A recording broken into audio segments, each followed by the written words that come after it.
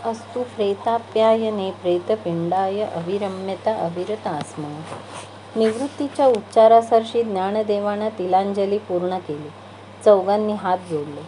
आईबाबांच्या आठवणीनं चौघांच्याही डोळ्यातून आसवं उघळत होती.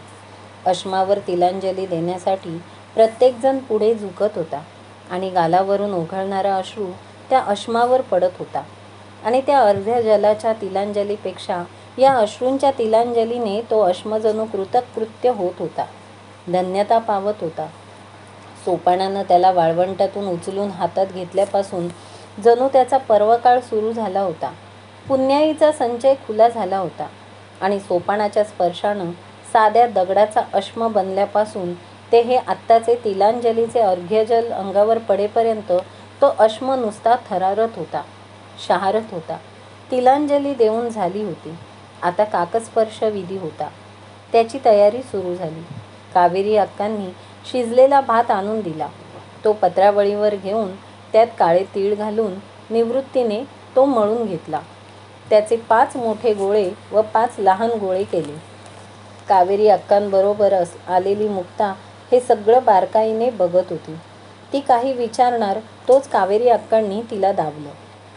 हे बघ मुक्ता बाळा, आता सगळा विधी पूर्ण होईपर्यंत काहीही विचारायचं बोलायचं नाही. सगळं झालं की मग तू विचारून घे तुला काय विचारायचंय ते. समजलं? आता तोपर्यंत गप्प राहा. शहाणी हो माझी बाय ती.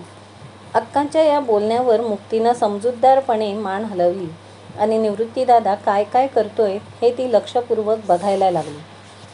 मनात साठवून ठेवू लागली. त्या प्रत्येक क्रियेचा आपल्या परीने अर्थ लावू लागली आणि जे समजत नव्हतं ते लक्षात ठेवून त्याबद्दलच्या प्रश्नांची यादी तिच्या मनात तयार करू लागली. निवृत्तीदादानं 3 दर्भाच्या काड्या लावून एक त्रिकोणी वेदी केली. त्यावर गोमय मिश्रित पाणी शिंपडून ती पवित्र करून घेतली. त्यावर मधल्या भागात थोडे दर्भ अंतरले. त्यावर गंध, हळद व तुळशीपत्र ठेवलं. त्यामध्ये मध्यभागी 1 व 4 दिशेला 4 मातीचे कुंभ पाण्याने भरून ठेवले. प्रत्येक कुंभाजवळ एक पताका लावली. नंतर त्या प्रत्येक कुंभाच्या जवळ 1 असे 5 पिंड ठेवले. त्यावर गंध, तुळशीपत्र, माका, पांढरी फुलं, काळे तीळ घातले. दर्भाचे पवित्रक घातलं आणि आचमन केलं. आमंत्रक प्राणायाम केला आणि मंत्र म्हणायला सुरुवात केली.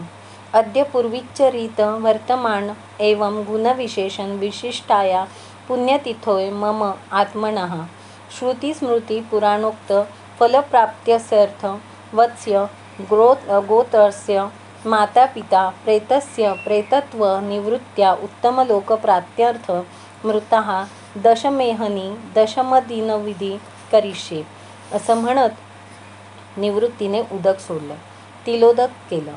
वत्स गोत्रायसः प्रेताय क्षुप्तिपासानिवृत्त्यर्थ अयं पिंड सोदकुंभ उपतिष्ठता प्रेत सखिभ्य अयं पिंडः सोद कुंभ उपतिष्ठता वैवस्वताय यमाय अयं पिंड सोदकुंभ उपतिष्ठता वायस्येभ्य अयः पिंड सोदकुंभ उपतिष्ठता प्रेताधिपतये रुद्राय अयः पिंड सोदकुंभ उपतिष्ठता पिंडोपरि तिलोदकमुपतिष्ठता इहलोक परित्यज्य गतोऽसि परमार्तिम गतोऽसि दिव्यदेहेन कुशुत्वाह नियोजये. प्रत्येक कुंभावर पिंड देत निवृत्ती श्लोक उच्चारत होता. नंतर पश्चिमेकडच्या पिंडाला वगळून त्याने सगळ्या पिंडांना दर्भ लावला. त्यानंतर निवृत्तीने त्या सर्व पिंडांना नमस्कार केला. नमस्कार करताना निवृत्तीचा चेहरा चिंताक्रांत होता. निवृत्तीनंतर ज्ञानेशानंही नमस्कार केला. त्याचंच अनुकरण सोपानानं व नंतर मुक्ताईनं केलं.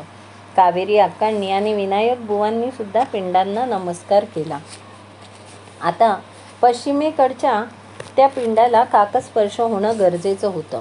सोपानानं आकाशात नजर टाकली. बुचाच्या झाडावर असंख्य कावळे बसले होते. सोपानानं पाहिलं त्यातला एक मोठा कावळा टक लावून पिंडाकडे बघत होता. पिंडाकडे टक लावून बघणारा कावळा काहीसा विचारात पडला होता. त्या पश्चिमेकडील पिंडाला काकस्पर्श होणं गरजेचं होतं. त्यालाही पश्चिमेकडचा पिंड उचलायचा होता. त्या पिंडाकडे त्यानं नजरही लावली होती. 2 वासना देह तिथं तरंगताना त्याला दिसत होते. पण आपण जे पाहतो आहोत त्यावर कावळ्याचाही विश्वास बसत नव्हता. ते म्हटलं तर वासना देह होते आणि नव्हतेही. इतर वासना देहांप्रमाणे त्यांना कोणतीही अभिलाषा दिसत नव्हती. उलट देवलोकात जाण्यासाठी ते दोन्ही देह उत्सुक दिसत होते. तरीही त्या दोघांच्या नजरेत एक अपेक्षा होती, एक विनंती होती, एक प्रश्न होता, एक विषय होता, एक मागणं होतं, एक वचन हवं होतं. आणि तरीही त्याबद्दल अपेक्षा होती, पण आग्रह नव्हता. प्रश्न होता, पण उत्तराचा अट्टहास दिसत नव्हता. विनंती होती, पण हट्ट नव्हता. विषय होता, पण वैश्विकता नव्हती. मागणं होतं, पण आडमुठेपणा नव्हता. वचन हवं होतं, पण त्यापायी बांधिलकीची आशा नव्हती. कसली तरी आस होती, पण दुराग्रह नव्हता. त्यांचे तिथं असणारं पारदर्शी अस्तित्व कावळ्याला दिसतही होतं आणि त्यांच्या वासनामय देहाला देवलोकाची लागलेली ओढही त्या पारदर्शी अस्तित्वातून त्याला जाणवतही होती. म्हणूनच तो काहीसा संभ्रमात पडला. काकस्पर्श न करावा तर या 2 जीवात्म्यांच्या देवलोकाकडे प्रयाण करण्याची ओढ त्याला जाणवत होती, आणि काकस्पर्श करावा तर त्या दोघांच्या जीवाला लागलेली कसली तरी उत्कट आसही त्याला जाणवत होती. म्हणूनच संभ्रम पडून तो कावळा काहीही न सुचून नुसत्याच घिरट्या घालत होता. कधी तो पिंडाजवळ येई तर कधी पिंडापासून लांब जाई, कधी वाळवंटात जाऊन बसे तर कधी परत झाडावर जाई. असं बराच वेळ चाललं. कावळा पिंड उचलू पाहतोय, पण पुन्हा परत फिरतोय हे विनायक बुवांनी पाहिलं. ते निवृत्तीला म्हणाले, निवृत्ती, त्या दोघांची कोणती तरी इच्छा अपुरी राहिली आहे असं वाटतं. कदाचित या मुक्तीत रुक्मिणी वहिनींचा जीव अडकलेला असेल. तिला सांभाळतो असं म्हणा, मग कदाचित कावळा शिवेल. विनायक बुवांचं बोलणं ऐकून कावेरी अक्कांना हुंदका फुटला. होय रे निवृत्ती, या पोरीत त्या माऊलीचा जीव अडकला असेल हो. या एवढ्याशा जीवाला सोडून जाताना तिला त्या आईला किती यातना झाल्या असतील. या 2 सज्जन आणि पापभीरू माणसांना देहांत प्रायश्चित्ताची शिक्षा सुनावताना त्या चांडाळांना काहीच कसं वाटलं नाही. निवृत्ती, पोरा पुढे हो आणि सांग बाळा, सगळ्या भावंडांचा आणि विशेष करून मुक्तीचा नीट सांभाळ करीन म्हणून. कावेरी अक्कांचं बोलणं ऐकून निवृत्तीला हुंदका फुटला, तर बाकी तिघं कावरीबावरी झाली. विनायक बुवांनी निवृत्तीचा हात धरला आणि हाताला धरून ते त्याला पुढे आणणार तोच, थांब दादा, थांबा विनायक बुवा, मी बोलतो, मी सांगतो आईबाबांना काय सांगायचंय ते, मीच सांगतो असं म्हणत ज्ञानेश्वर पुढे झाला. त्याच्या त्या स्वराचं निवृत्तीला नवल वाटलं. दृढ निश्चय, ठामपणा, जबाबदारीची जाणीव, संपूर्ण आश्वासकता आणि बाणेदारपणा त्याच्या स्वरात होता. ज्ञानेशा, निवृत्तीच्या आवाजात कंप होता. होय दादा, मीच देतो त्यांना वचन, मीच देतो. ज्ञानेशाच्या आवाजात तोच ठामपणा होता, तोच दृढ निश्चय होता. निवृत्तीला तिथेच थांबवून ज्ञानेश्वर पुढे झाला. हे काय चाललंय? जे काही चाललंय त्याचा अर्थ सोपानाला कळत नव्हता. पण ज्ञानेश्वरानं निवृत्तीला थांबवलं आणि आईबाबांना कसलं तरी वचन देण्यासाठी तो पुढे झाला आहे हे बघून त्याच्याही नकळत सोपान पुढे झाला आणि ज्ञानेश्वराच्या शेजारी जाऊन उभा राहिला. ज्ञानेश्वरानं त्यांच्याकडे नजर टाकली. सोपानाला आपल्यासोबत पाहून त्याच्या नजरेत समाधानाची छटा उमटली. पण ज्ञानेश्वरांची ती नजर सोपानाच्या अंगावर शहारा उठवून गेली. काय नव्हतं त्या नजरेत? एकाच वेळी त्या नजरेत सहस्त्र सूर्यांचं तेज होतं आणि त्याचबरोबर त्या नजरेच्या कटाक्षात सहस्त्र चंद्रांची शीतलता होती. एकाच वेळी त्या नजरेत बंडखोरीची छटा होती आणि त्याचबरोबर पराकोटीची विनम्रताही होती. एकाच वेळी ती नजर काहीशी बावरलेली होती आणि त्याच वेळी त्या नजरेत अपार निश्चय होता. ज्ञानेश्वरानं हात जोडले. गंगेच्या घाटावर जमलेल्या सगळ्या लोकांकडे एकदा नजर टाकली आणि पुन्हा त्याची नजर त्या वेदीकडे वळली. क्षणभरात एकाग्र चित्त होऊन त्यानं आपल्या डोळ्यात अवघी ऊर्जा एकवटली आणि त्याला दिसलं तिथे लहरणारी 2 विरळ शरीरं, एक स्त्रीचं आणि एक पुरुषाचं. होय, ते त्यांचे आईबाबाच होते. क्षणभर ज्ञानेशाच्या डोळ्यात पाणी तरळलं, पण दुसऱ्या क्षणाला त्याच्या उच्छ्वासातून त्याच्या मनाचा निग्रह स्पष्ट झाला आणि डोळे मिटून ज्ञानेश्वरानं खणखणीत उच्चारावात बोलायला सुरुवात केली. आपला उजवा हात त्यानं ताठ पुढे करून पालथा धरला होता. सोपानानं आपला हात त्याच्या हातावर ठेवला. निवृत्ती पुढे झाला. त्यानं आपला उजवा हात त्या दोघांच्या हातावर ठेवला. ते बघून कावेरी अक्कांचा हात सोडून मुक्ती पुढे झाली आणि तिच्या उंचीमुळे मग तिनं ज्ञानेश्वराच्या हाताखाली आपला हात लावला. भावंडांचे हात मिळताच ज्ञानेश्वरानं बोलायला सुरुवात केली. आई बाबा, आम्ही चारही भावंड आज या गंगेच्या साक्षीनं तुम्हाला एक वचन देतो आहोत. धर्मशास्त्राचे न्याय अर्थ लावून सामान्यांपर्यंत धर्म पोहोचवण्याची तुमची संकल्पना आम्ही साकार करू. ज्या धर्मसभेनं तुम्हाला देहांत प्रायश्चित्त घ्यायला लावलं, त्याच धर्मसभेत तुमचा सन्मानानं उल्लेख होईल असं अलौकिक कार्य आम्ही करून दाखवू.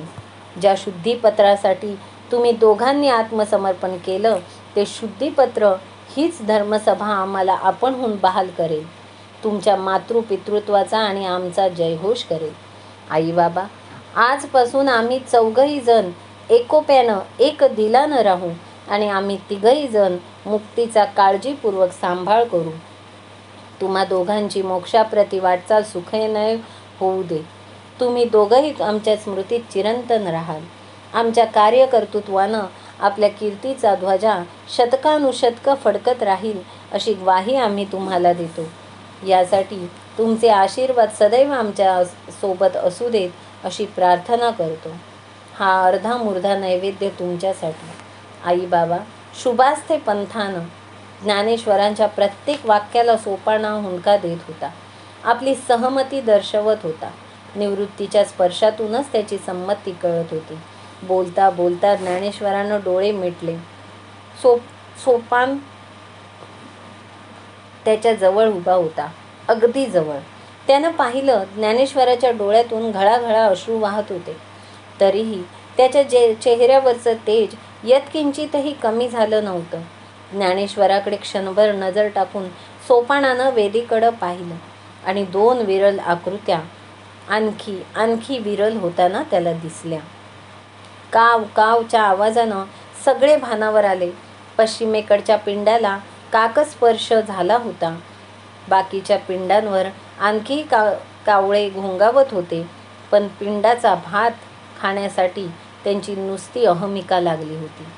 त्यांच्या पंखांच्या फडफडाटानं वादळाचा भास निर्माण होत होता, पण याहीपेक्षा मोठं वादळ उठलं होतं ज्ञानेश्वरांच्या शब्दानं.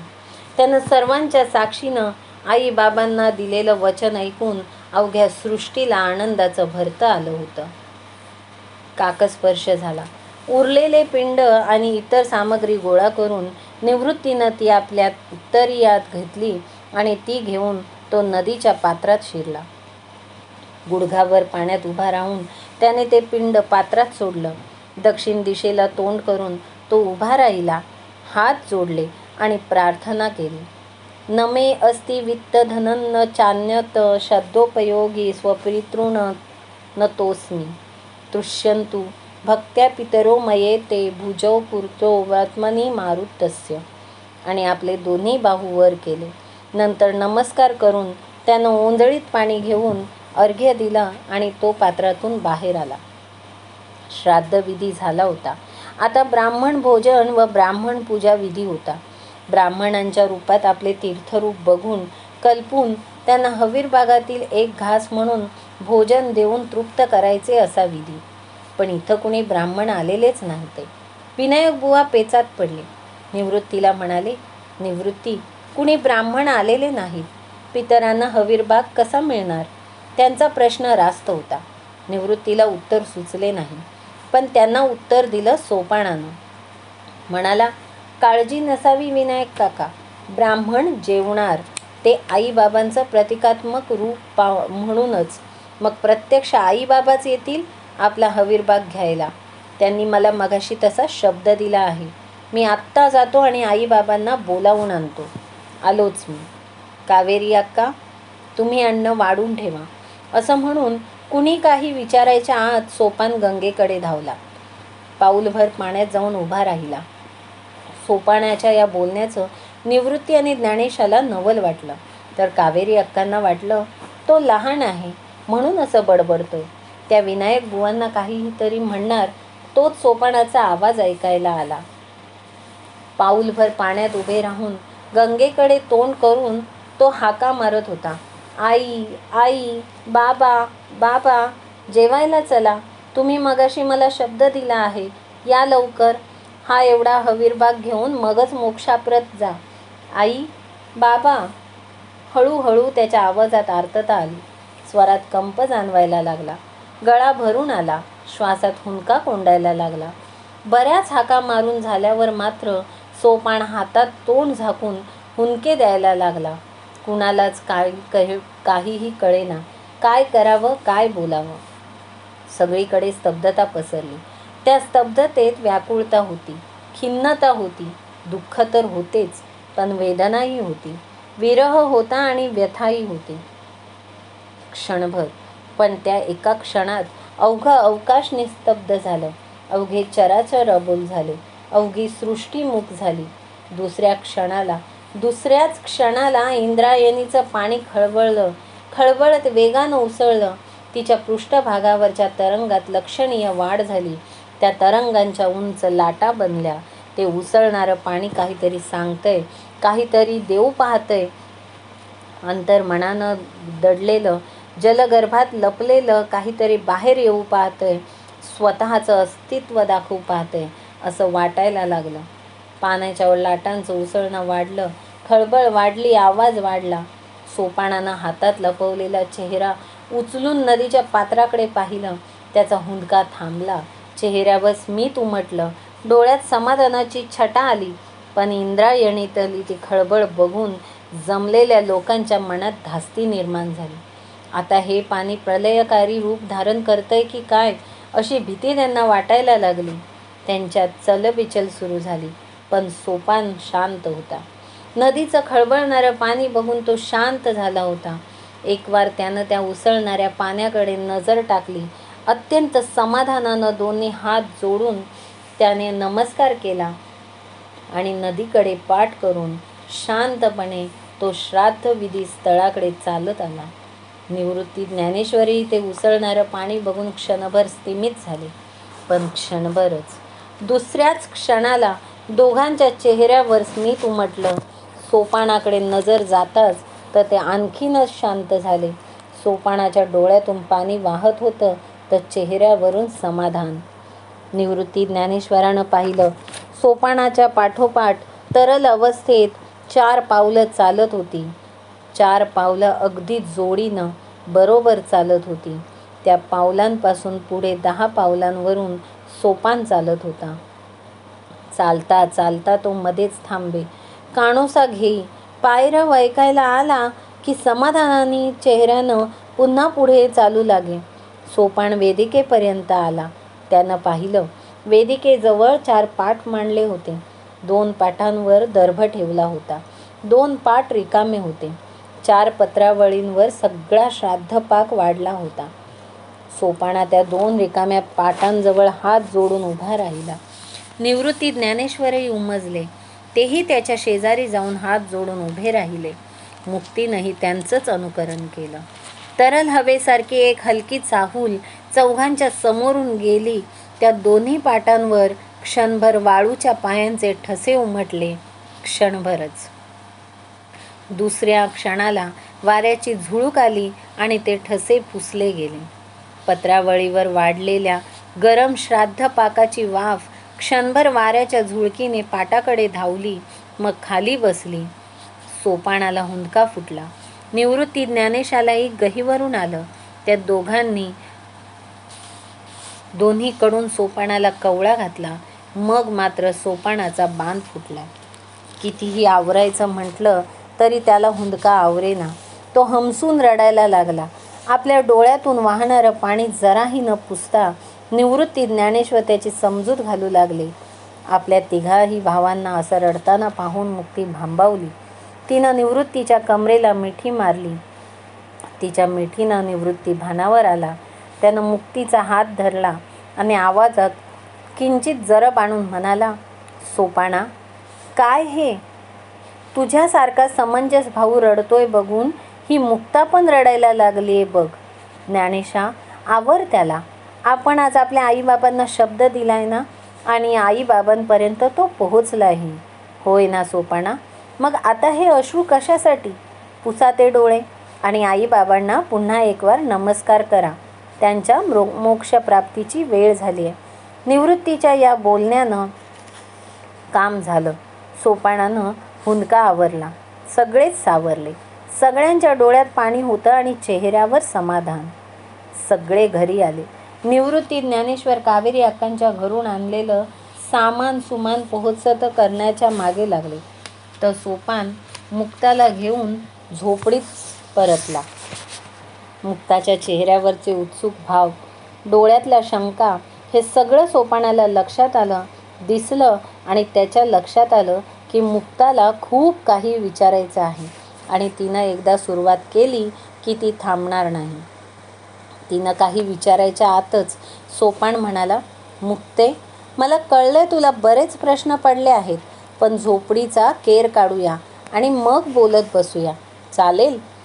मुक्ता काही बोलली नाही. तिने मुकाटपणे कोपऱ्यातली केरसुनी उचलली आणि लख्ख केर काढून घेतला.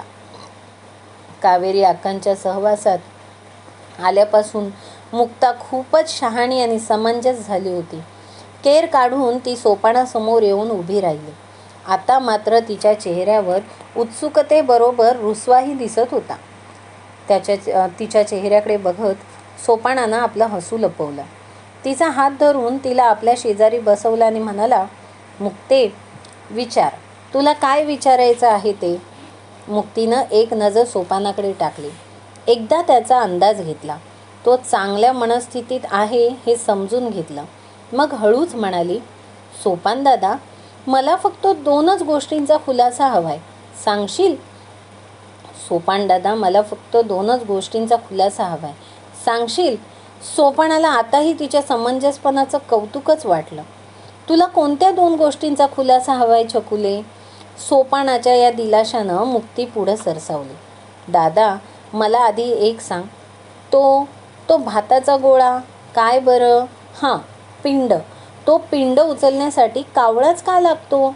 इतरही अनेक पक्षी आहेत, पण त्या ठिकाणी फक्त कावळेच होते, असे का? त्या पिंडाला काकस्पर्शच होणं गरजेचं असतं का? मुक्तीच्या स्वरामध्ये अनावर उत्सुकता होती. सोपानाला तिच्याकडून हा प्रश्न अपेक्षितच होता, कारण त्यानंही ज्ञानादादाला हाच प्रश्न केला होता. ज्ञानादादानं त्याच्या स्वभावाप्रमाणे या प्रश्नाचं उत्तर विश्लेषण करून दिलं होतं. त्यामुळे सोपान तयार होताच. कशी सुरुवात करावी या विचारानं सोपान क्षणभर गप्प बसला. पण मुक्तीला तेवढाही विलंब सहन झाला नाही. सांग ना रे, असा गप्प का बसलास? तुला पण माहीत नाही आहे का? तसं असेल तर सांग, मी संध्याकाळी ज्ञानादादाला विचारते. मुक्तीनं त्याला फटकारलंच. सांगतो ग चिमुरडे, माहीत आहे मला त्याचं उत्तर. ऐक, हे बघ, कावळा हा पक्षी इतर पक्ष्यांपेक्षा वेगळा आहे. सोपानानं असं सांगताच मुक्ता पुन्हा फनकारली. माहिती आहे, तो काळा कुळकुळीत आहे. तसं नाही ग, तो काळा तर आहेच, पण त्याला देवानं एक वेगळी नजर दिली आहे. तो एका डोळ्यानं सगळ्या दिशांकडे पाहू शकतो. तसंच या वेगळ्या नजरेमुळे त्याला दुसरीही एक अंतींद्रिय शक्ती लाभली आहे. ती म्हणजे या विश्वात वावरणारे जीवात्मे, प्रेतात्मे, म्हणजे माणूस मेल्यानंतर तो ज्या स्थितीत वावरतो ते कावळ्याला दिसतं. मग मरणाऱ्या माणसाची काही इच्छा राहिली तर तो अतृप्त आत्मा त्या पिंडाभोवती वावरत राहतो. त्याच्या बाळांकडून त्यांच्या इच्छापूर्तीचं वचन मिळालं की तो आत्मा त्या पिंडाजवळून बाजूला होतो. तेही कावळ्याला दिसतं. मग कावळा त्या पिंडाला स्पर्श करतो. म्हणजे कावळ्यानं पिंडाला स्पर्श केला म्हणजे तो जीवात्मा वासनामय देहापासून मुक्त झाला. त्याची कोणतीही इच्छा अगर वासना राहिली नाही, तो मोक्षाच्या मार्गाला गेला असं समजतात. म्हणूनच काकस्पर्श हा महत्त्वाचा विधी ठरतो. आपल्या पितरांना मोक्ष मिळावा अशीच सर्वांची इच्छा असते. काकस्पर्शामुळे ते स्पष्ट होतं. म्हणून या विधीसाठी कावळा हाच पक्षी योग्य ठरतो. सोपानानं त्याला ज्ञानेशानं जसं सांगितलं होतं तसंच विश्लेषण करून मुक्ताला सांगितलं. ते ऐकून तिला तिच्या प्रश्नाचं उत्तर नीट मिळालं. मनातल्या शंकेचं पूर्ण निरसन झालं. ते समाधान तिच्या चेहऱ्यावर उमटलं. ते सोपानालाही दिसलं आणि त्याला बरं वाटलं. मुक्तीच्या मनातल्या शंकेचं आपण पूर्ण निरसन करू शकलो याचंच त्याला समाधान वाटलं. पण तिथंच थांबेल ती मुक्ती कसली? तिनं पुढचा प्रश्न विचारलाच. सोपान दादा, तू गंगेवरून तो दगड आणायला गेलास तेव्हा तिथं काय झालं? तुझा जातानाचा चेहरा वेगळाच सांगत होता आणि येतानाचा चेहरा वेगळंच बोलत होता. तिथं काय झालं सांग ना. मुक्तीच्या या प्रश्नानं सोपान चकित झाला. ही एवढीशी चिमुरडी, पण तिचं बरंच लक्ष आहे आणि बरंच निरीक्षणही.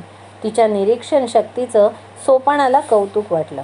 अरे वा चिमुरडे, तुझं बरंच लक्ष होतं की गं. पण तू म्हणतेस ते खरं आहे. जातानाचा सोपान वेगळा होता आणि गंगेच्या घाटावरून वाळवंटातून परतणारा सोपान वेगळा होता.